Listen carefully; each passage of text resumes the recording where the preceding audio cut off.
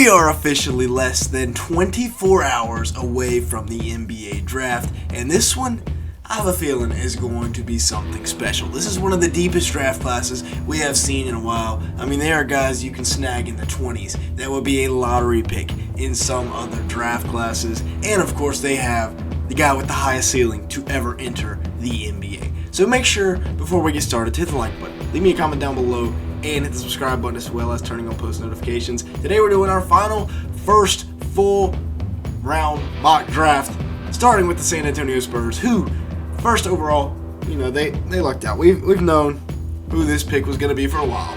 Like I said, potentially the greatest prospect to ever step foot on an NBA basketball court, potentially the highest ceiling to ever step foot on an NBA basketball court, Victor Wembenyama.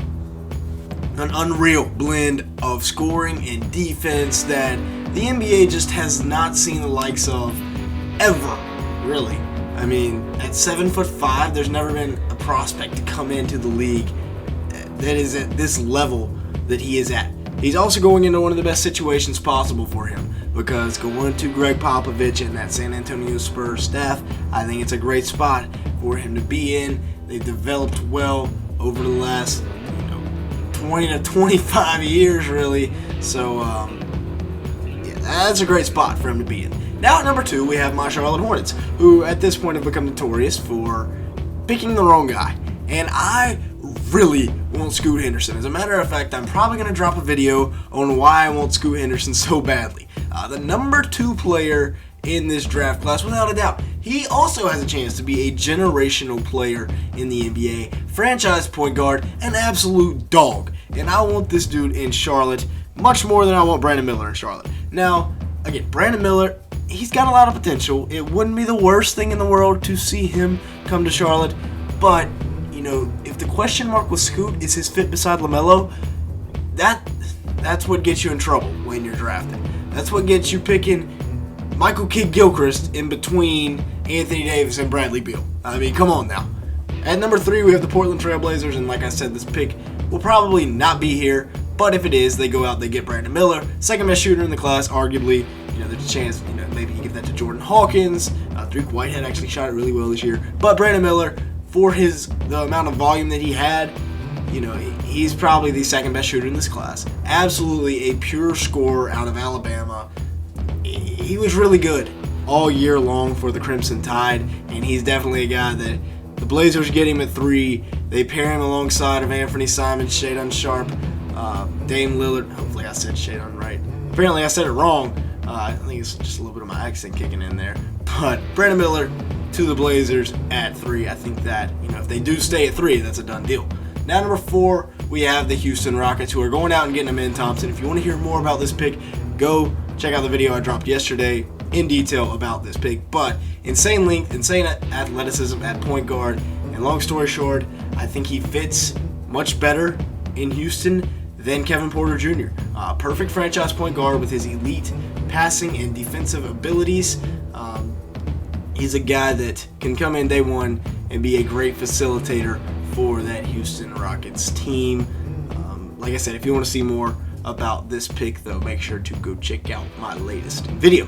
Now, number 5, we have the Detroit Pistons, and here is where they're going to go out and get Cam Wilder, a small forward from Villanova University, a guy that the Pistons need wing depth. He's 6'7", about 230 pounds, so he is a monster physically, and he is even more of a monster athletically. He dunks on everybody. There's like a 5-minute long video of him dunking basketballs this year at Villanova.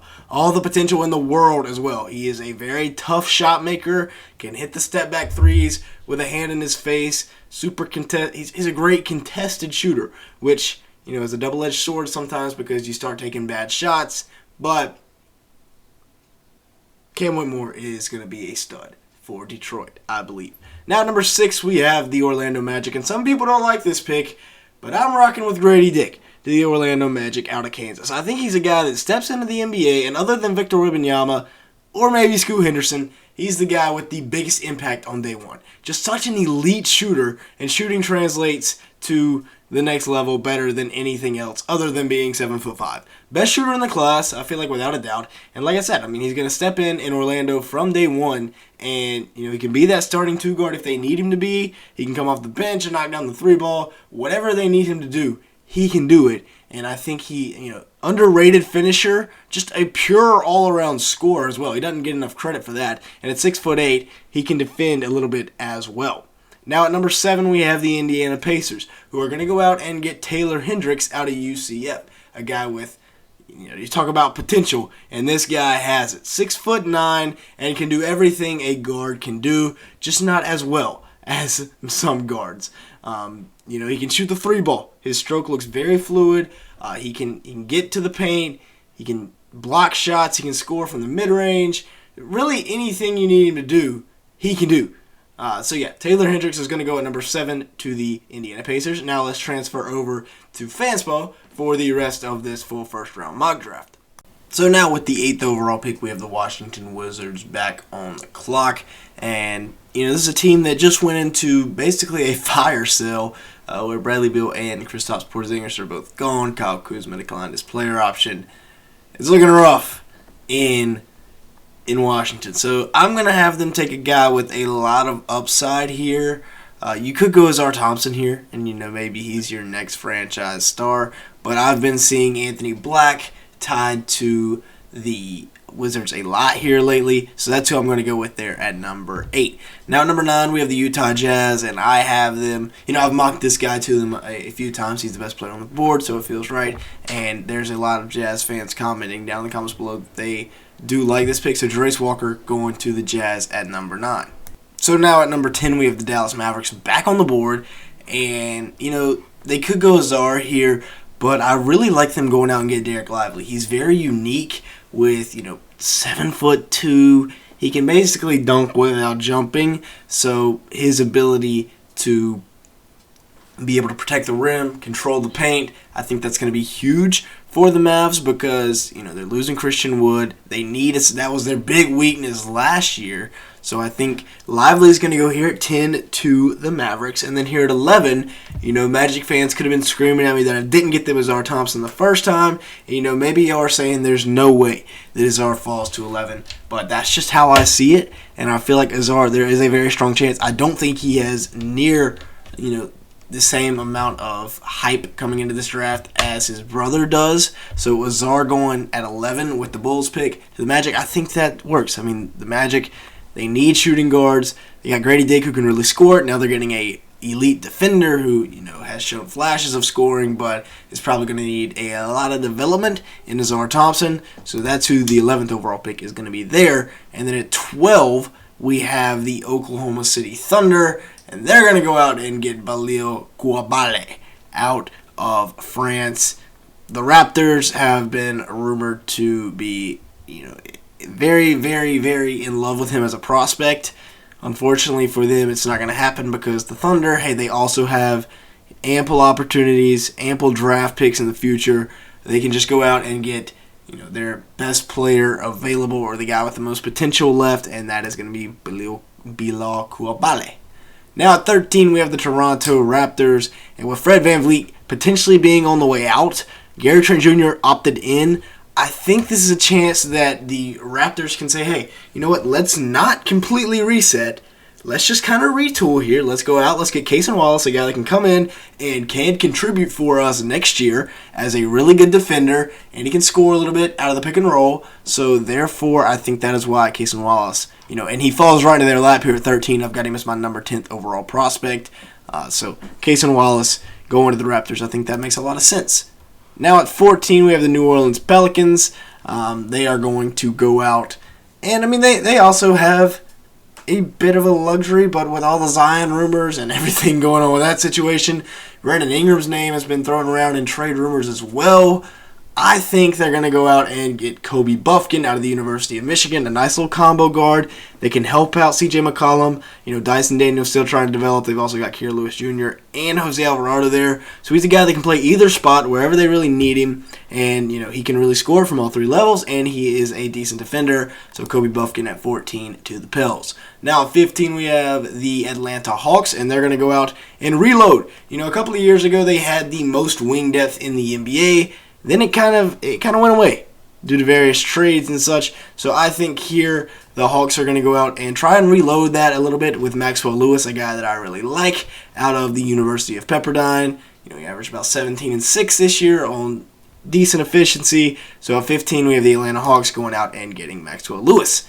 Now at 16 we have the Utah Jazz. There's a chance where they can go out and get a guy kind of like what the Magic did earlier, what the Thunder did, go out and get a guy with the highest upside on the board, and that is Dariq Whitehead, who was injured a lot this year at Duke during his rookie season, or during his freshman season, but I think he can come in to Utah, really find his spot. He shot at 43% from 3 last year, mainly out of the catch and shoot, so if anything, he can be an elite 3-and-D player, but he has shown flashes of being able to score at all three levels, so that's why I think Dariq Whitehead is going here at 16 to the Jazz. Now at 17 we have the LA Lakers, and they need shooting. The best shooter on the board by far is Jordan Hawkins, and that's really all the explanation I need to make for this pick. So Jordan Hawkins is going to be a Laker there at 17. At 17. Now at 18 we have the Miami Heat, a team that could go out here, and I think this is a good pick for them.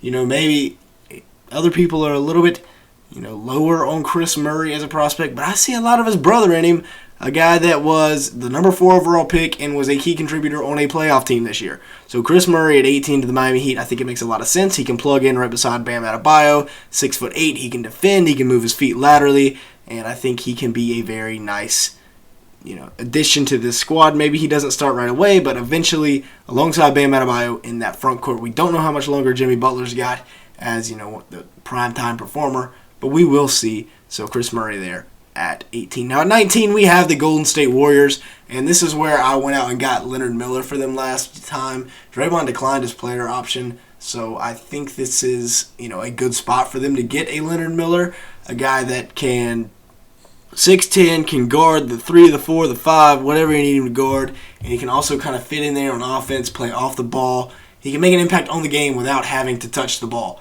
So therefore, Leonard Miller going to the Warriors there at 19, and I think that's a nice little reload pick for them at 19 as well.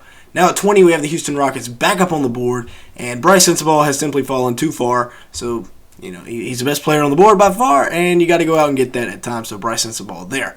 Now at 21, we have the Brooklyn Nets, and they have 2 picks, the first of which is going to be used on Jet Howard from Michigan, a guy that can really fill it up from downtown. His field goal percentage was down a bit, I think simply because of the fact that he took so many threes.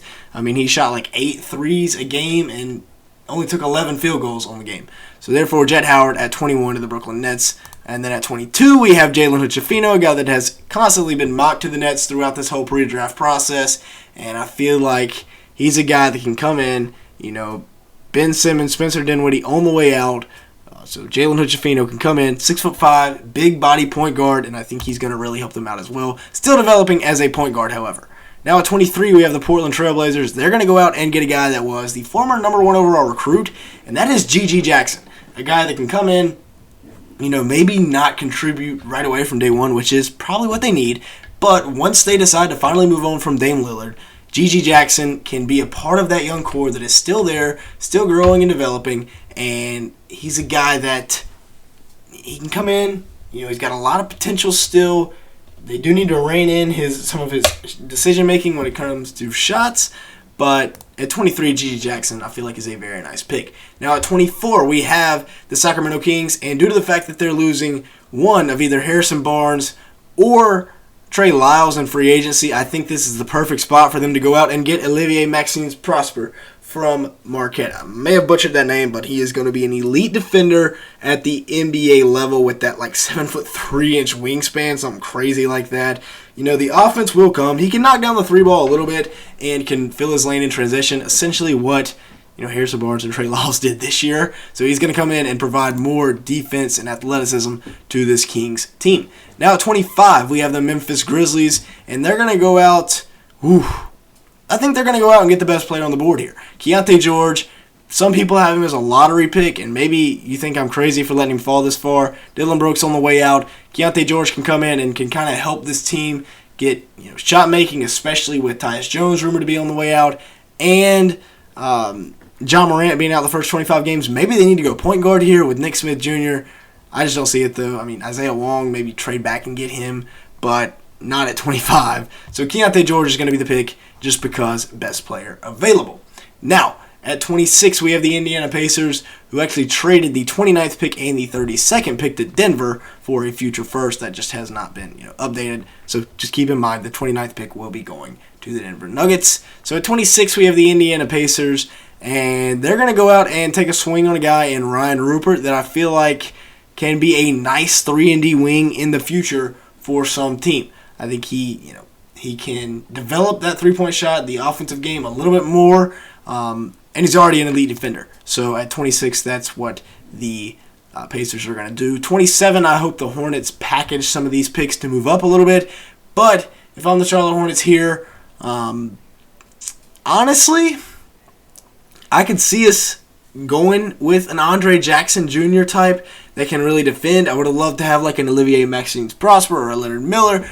But at 27, we're going to go out and get Ben Shepherd from Belmont, a guy that can really shoot it, can really score it. He averaged, 19 a game this year on 48% shooting from the field, 41% from three. I know he was playing at Belmont, but still, 6'6", small forward, probably will play the 2 at the next level. I think he can come in, and we have a lot of scoring, but you can never have too much scoring in the NBA. So at 28, we have the Utah Jazz back on the clock, and they're going to go out and get Brandon Podziemski, I believe is how you pronounce it, out of Santa Clara University. Some people have this guy in their top 10. I just don't see it. I don't think he can really score against length and athleticism, which is something he'll need to continue to grow and develop with. But at 6'6" out of Santa Clara, I still have him as a first-round pick, and I have the Jazz here taking a shot on the guy that could have some potential down the line. Now at 29, this will be the Denver Nuggets pick. I have them going out and getting Andre Jackson Jr.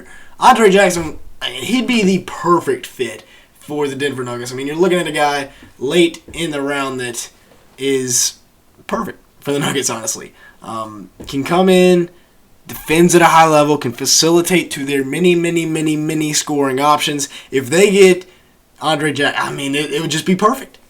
Home run pick if they can get him. Now at 30, we have the Clippers, who just sent this pick to Washington. So, hey, the Wizards have a pick at the end of the first round. Let's take a swing on a guy that could turn out. He was a top 3 prospect for a reason. Nick Smith Jr. before the injuries, and I think that'd just be the perfect way to end things here with Nick Smith Jr. Super high potential. That's going to be the final mock draft of this draft cycle. It's kind of crazy to think that we're already at the NBA draft, but hey, time moves pretty quick. So that's what it's going to be. Y'all let me know your thoughts down in the comments below. Remember, 29 is going to Denver, and 30 is going to Washington. Other than that, every other pick should be all right. I'm expecting a lot of big moves to come from these NBA teams over the next few days. We'll see, though. So if you do want to see more NBA offseason content, make sure to hit the subscribe button and turn on the post notifications. Also hit the like button and leave me a comment down below if I picked the wrong player for your team or if one of your favorite players from your college team slipped too far. But with that being said, that's going to be it for today's video. Thank you so much for watching.